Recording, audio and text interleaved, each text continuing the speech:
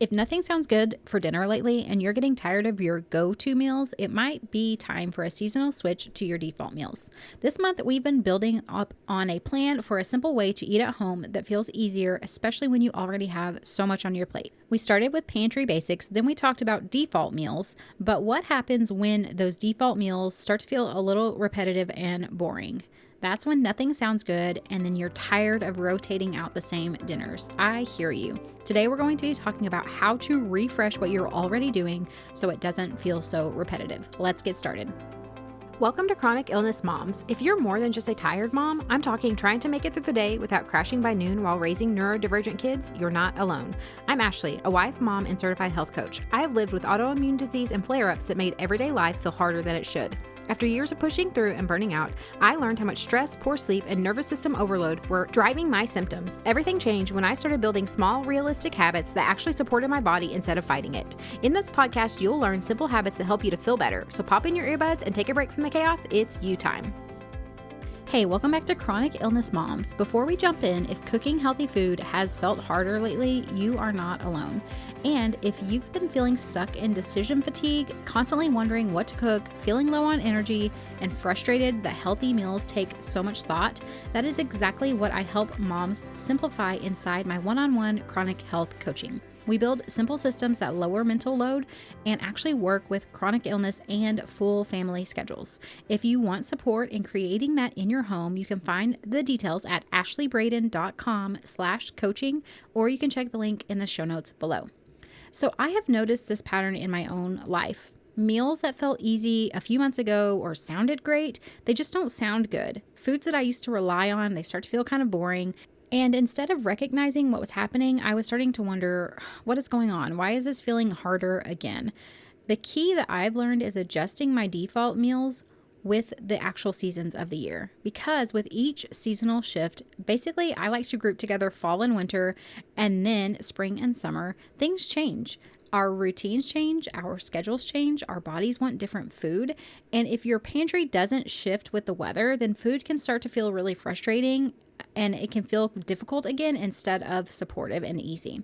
So here's basically the seasonal default meal system that I have. And the core idea is instead of one default meal list all year long, you build two foundational lists. So you have a spring and summer list, and then you have a fall and winter list.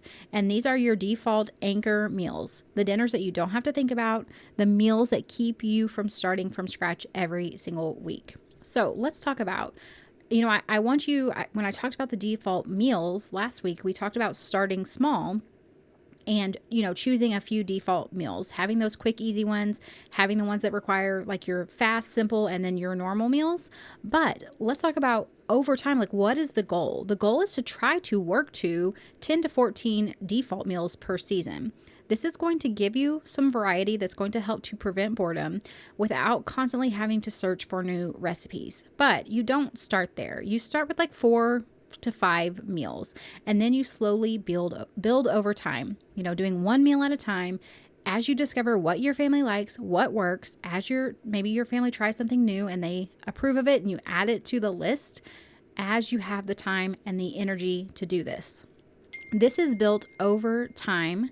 It is not built in one weekend. I want to stress that to you guys because you can hear me say, oh, I have 14 meals that I choose in a month. And you can think there is no way that I can do that. And I hear you. That is not what I am telling you to do. I am saying we are choosing 4 to 5 meals and we are moving forward from there and building over time. So let's talk about what this can look like. If you have your spring and summer list, that's going to typically lean more towards lighter proteins, salads with add-ins. It can be grill-friendly meals, wraps or bowls, stovetop dinners, things that aren't going to be heating up the oven if you live in a warm area like we do.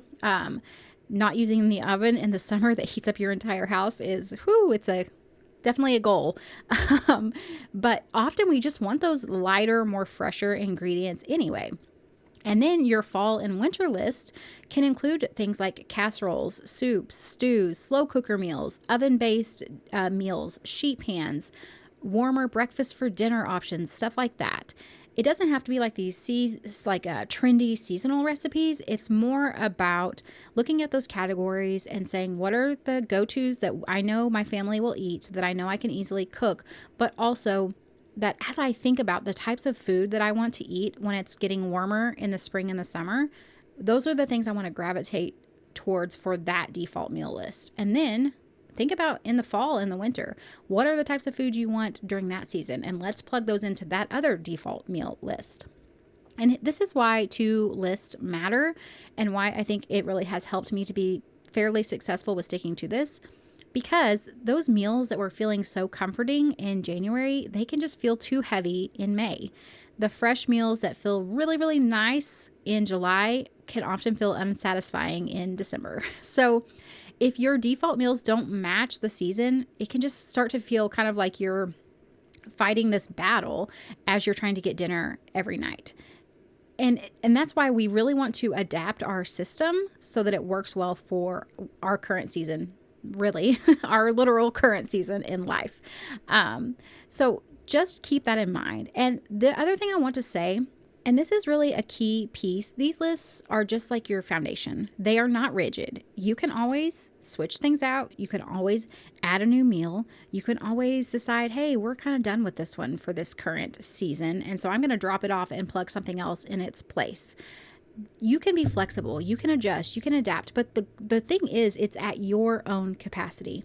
It's as you are able. It's as you feel like it, as you want to try out a new meal. And you get to make this work for you. But this list is going to remain your anchor in deciding your meals, in grocery shopping, really in everything. So when you know you're getting, like, we're going to be coming up to spring soon. So already be thinking about that. And as that season begins to shift, that's when we start shifting our list. That's when we start shifting what we're buying at the grocery store and stocking in our pantry. And the thing is, and why I love this, is because when you're feeling tired or you don't know what to cook or decision fatigue hits, you just get to pick from the list. It's not having to push yourself. It's not having to muscle through or create more willpower. It's just a simple system and routine that is going to help to support you in reaching your goals for your family and for your health. Okay, so here's what I want you to work on this week. Create 2 simple lists. Again, you don't have to start with 10 to 14 meals. Go ahead and do 4 to 5. But you're going to have the spring, summer default meals and the fall, winter default meals. Start with 4 to 5 for each list. That's it. Again, you can, as you're starting to plan, start thinking, and you don't have to do this today, but you're going to want to start thinking, okay, what do I need for each of those meals? I'm going to start planning ahead and thinking, okay, for these 4 spring and summer meals, what are the ingredients I need to cook those things? And again, this is something you can do slowly over time so that as we get to spring, you're going to have that ready to go. All right, friends, next week we are going to be finishing up this series by talking about the freezer and why having some low effort backup meals really can change things on the days when you just can't or don't want to cook. So that is all for this week. I hope you guys have a wonderful week, and I'll see you back next time. Hey friend, I hope you found today's episode helpful. If you did, would you take a minute to share it with another mom who's struggling with chronic symptoms? And leave a review on Apple Podcasts. It means the world to me to know this podcast is making a difference for you. All right, it's time for me to go tackle those snack requests, and remember that a short walk, even if the kids turn it into a race, still counts as self-care. Keep chasing those little wins. Even when it feels messy, you're making progress. The information shared in this podcast is for educational and informational purposes only and is not a substitute for professional medical advice, diagnosis, or treatment. Always consult your healthcare provider before making any changes to your health routine. I'm not a doctor, and this podcast is not intended to treat or diagnose any condition. You're the expert on your body. Listen to it and reach out to a trusted provider for support.